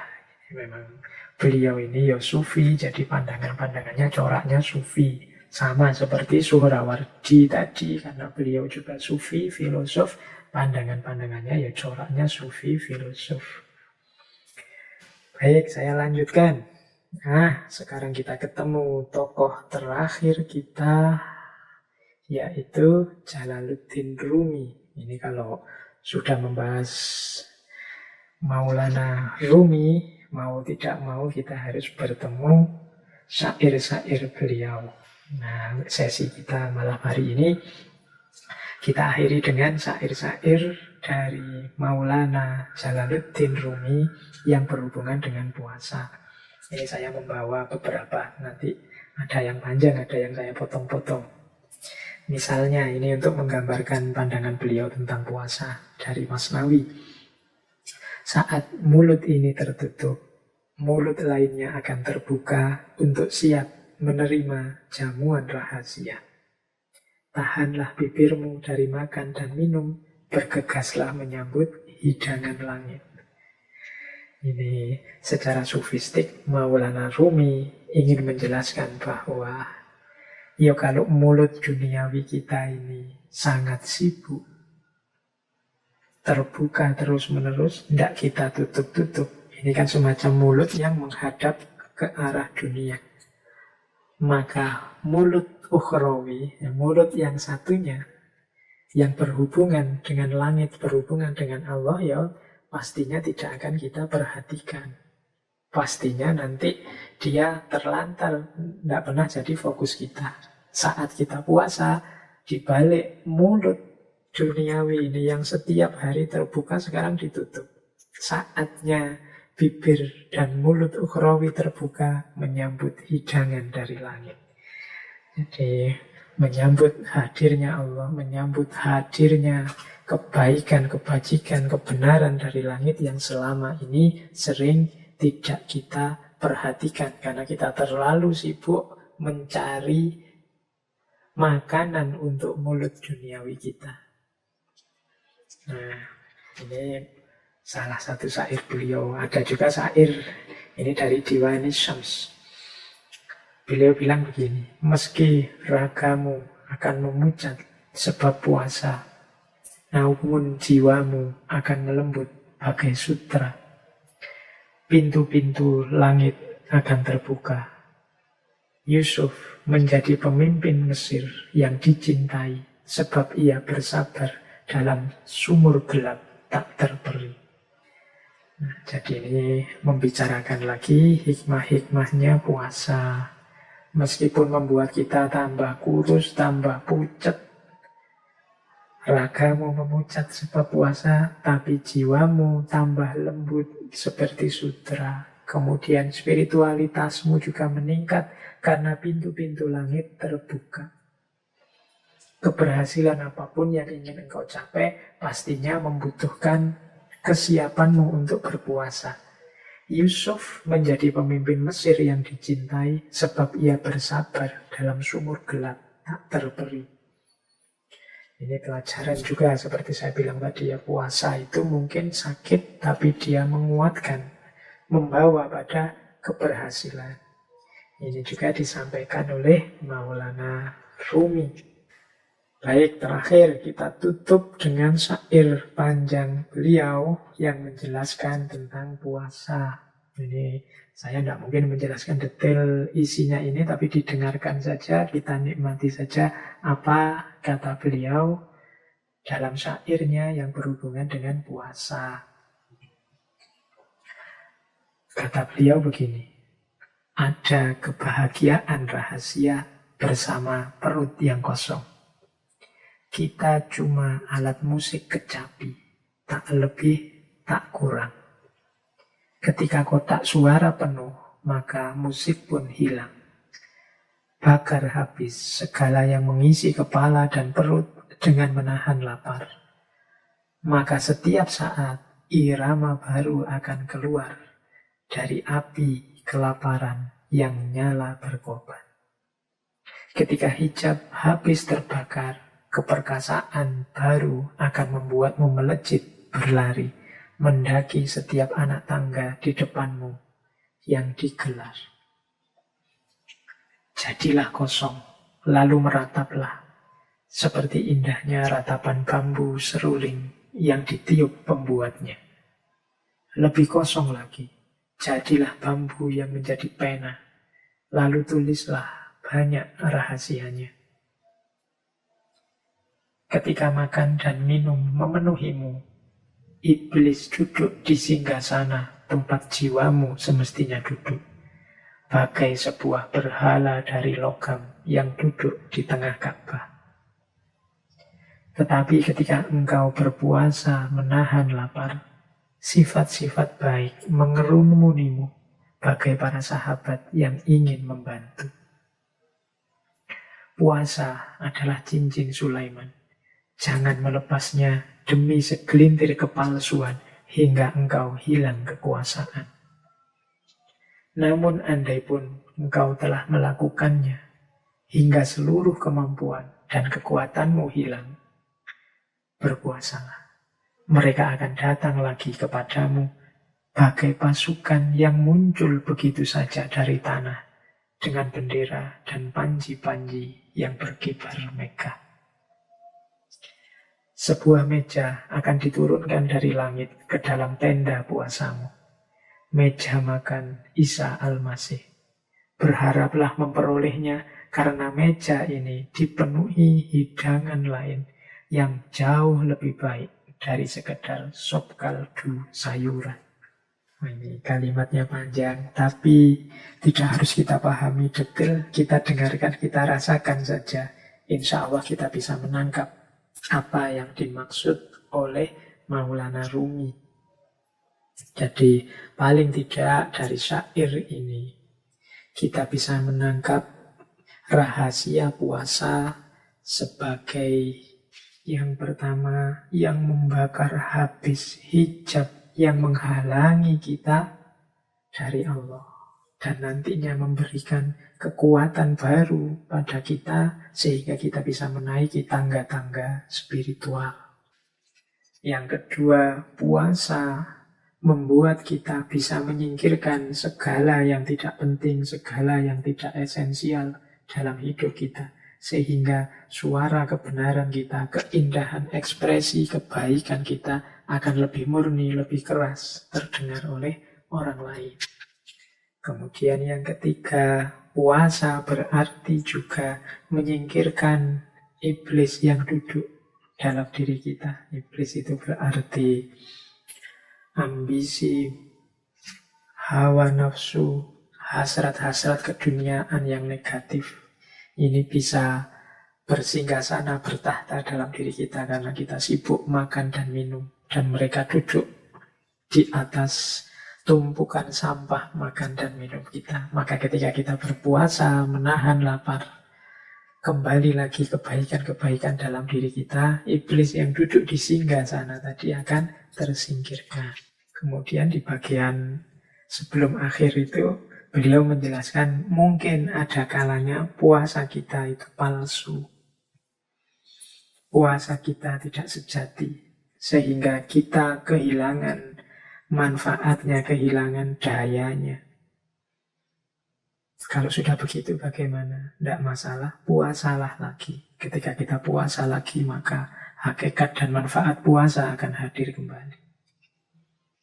Dan seterusnya. Ini maksudnya secara umum itu dari syairnya Maulana Rumi tadi.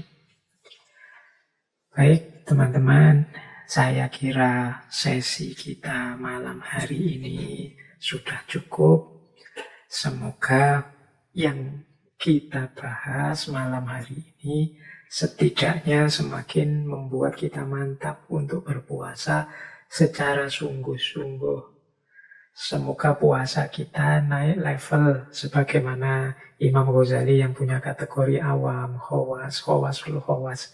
Saya tidak tahu teman-teman ada di level mana, tapi semoga puasa kita semakin berkualitas, semakin berkualitas. Sudah sejak kecil kita berpuasa. Seandainya manfaat puasa itu selalu penuh, selalu seperti ideal yang kita jelaskan hari ini, harusnya kita ini sudah jadi manusia yang luar biasa, yang sangat dekat dengan Allah dan disayang Allah. Tapi masih ada kesempatan Allah memberi kita tahun ini, insya Allah kita bertemu lagi dengan Ramadan, dengan puasa. Mari kita maksimalkan, kita manfaatkan sekuat daya kita, mumpung masih diberi kesempatan. Hari ini kesempatan itu kelihatannya sudah mulai samar-samar. Situasi hari ini serba tidak pasti, adanya wabah, penyakit macam-macam. Yang muda-muda tidak usah gaya, saya masih lama umurnya Pak dan macam-macam. Sekarang sudah ada jaminan itu lagi. Maka mumpung masih ada kesempatan, semoga puasa besok ini kita bisa memanfaatkannya semaksimal kita bisa untuk meningkatkan kualitas diri kita, khususnya di hadapan Allah. Mari kita nikmati kebersamaan dengan Allah 1 bulan puasa ke depan sedalam mungkin, seintens mungkin.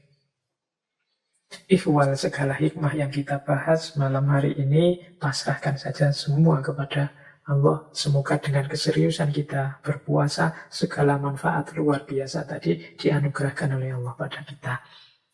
Baik teman-teman, saya kira itu sesi malam hari ini. Insya Allah mungkin 1-2 bulan ke depan kita masih libur. Jadi tidak ada sesi baru lagi sampai setelah Idul Fitri.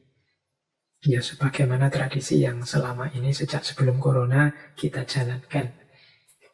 Kurang lebihnya mohon maaf.